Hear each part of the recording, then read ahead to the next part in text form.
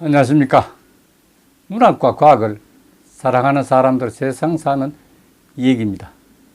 오늘 트럼프 2.0 한반도에 밀려올 거센 파도 어떻게 대처할 것인가, 이런 주제로 말씀드릴까 합니다.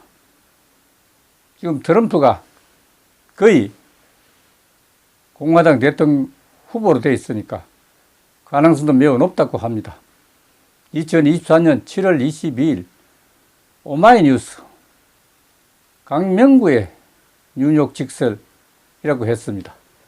어떻든 2024년 미국 공화당 강령에 숨겨진 의도를 설명하겠습니다. 미국 공화당 대선 후보로 공식 지명된 도널드 트럼프 전 대통령의 재집권 가능성이 더 높아졌습니다. 현 선거 구도가 유지된다면 공화당이 상하원 모두에서 다수당이 될 가능성이 크다고 하겠습니다.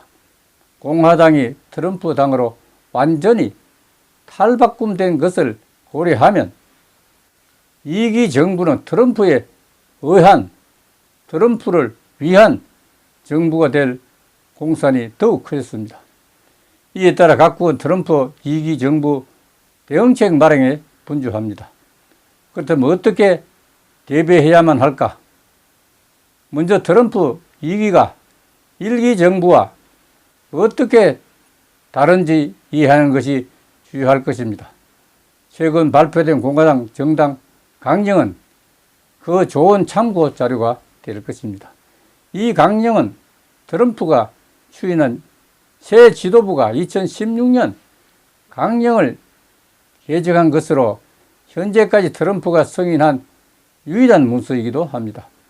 이 두 강령을 비교하면 트럼프 2기 정부의 변화를 더 명확하게 파악할 수 있습니다.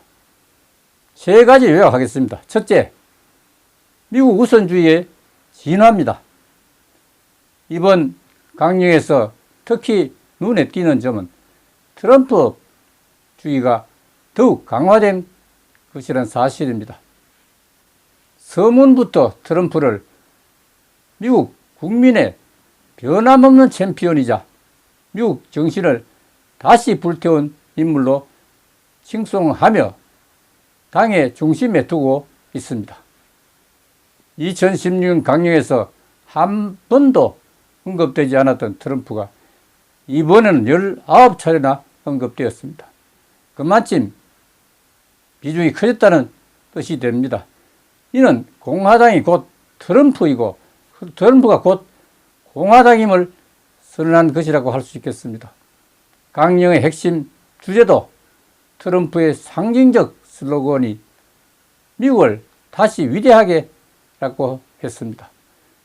미국 심각한 쇠퇴에 대응해서 경제력 회복, 국격 강화, 글로벌 지배력 재확립, 보수적 전통 가치 회복을 위한 20개의 포괄적인 의제를 제시하고 이 목표 달성을 위해서 미국 우선주의 원칙을 강조했습니다. 둘째, 트럼프의 전략적 침묵입니다. 이번 강령에서는 한국, 북한, 한반도 문제가 전혀 언급되지 않고 있습니다. 2016년 강령이 대한민국과의 동맹을 재확인하고 한반도의 평화적 통일을 지지하며 북한의 핵무기 및 미사일 프로그램에 대해 깊은 우려를 표명한 것과는 아주 대조적입니다. 물론 한국만 특별히 생략한 것은 아닙니다. 이스라엘을 제외하고 북대서양 조약기구, 일본, 호주 등 다른 동맹국들에 대한 구체적 언급도 없습니다. 중국 견제를 국가 대전제의 핵심으로 천명하지만 대만 문제도 언급 타지 않고 있습니다. 셋째, 주한미군은 철수할까? 트럼프의 발언과 새 공화당 강령을 고려하면 전면 철수는 아니더라도 일부 병력 감축 가능성은 높아 보입니다. 그 주요 근거는 주한미군의 높은 지상군 비율입니다. 2024년 3월 기준 한국에는 14,971명이 주둔하고 있고 독일에는 21,250명이 주둔하며 전체 미군의 76%를 차지하고 있습니다. 반면 일본은 전체 54,774명 중에 육군은 2,351명에 불과합니다. 이는 한국과 독일 주둔 미군이 주요 감축 대상이 될 수 있음을 시사한다고 볼 수 있습니다. 그런데 문제는 한국의 태도에 달려 있습니다. 그간 윤석열 정부의 외교 형태를 보면 트럼프의 압박 이전에 먼저 양보부터 할 가능성이 높다는 데 문제가 있습니다. 정말 한미 관계는 좀 더 깊이 있게 보고 신중하게 처리할 것을 부탁드리면서 오늘 여기서 마치겠습니다. 감사합니다.